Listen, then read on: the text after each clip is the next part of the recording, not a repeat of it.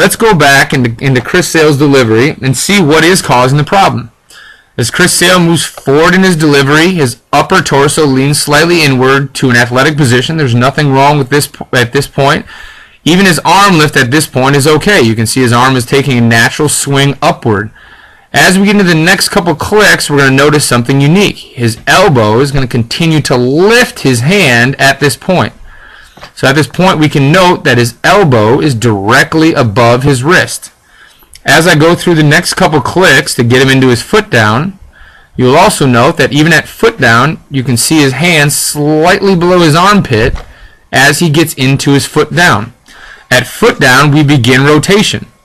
Because his wrist is below his elbow at foot down as he's going to begin to rotate, his wrist will have to move upward as his elbow moves downward to load around his scap. Because of this, his arm is going to have to take a longer path in the same amount of time as it would if it was in a better position.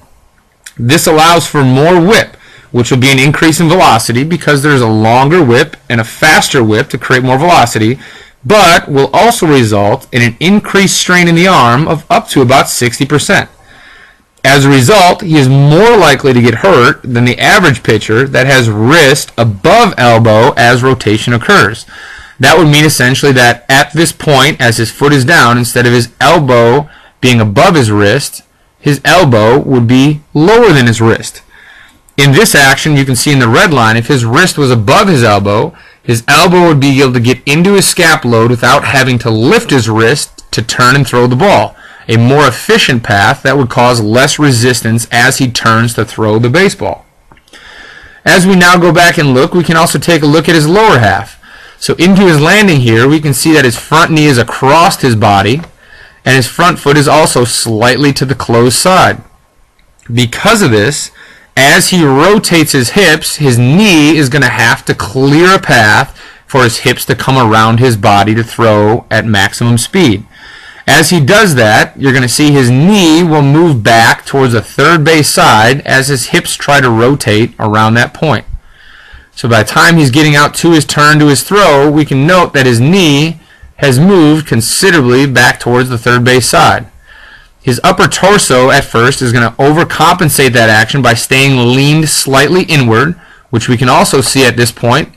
Head back to his belly button, body is still slightly inward, and then to make up for that position of inward movement of his upper torso, his upper half is now going to follow the action of his hips, which is back around his knee. So as he's coming around the rest of his rotation, you're going to see his body lift back up to a center point, which you'll see right here. So at that point, now he's working again counter the action or direction that he is trying to achieve, which is forward.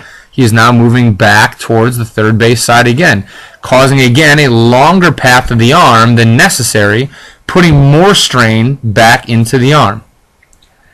This, coupled with the wrist below elbow on rotation, means that this is probably the beginning of more missed starts throughout his career.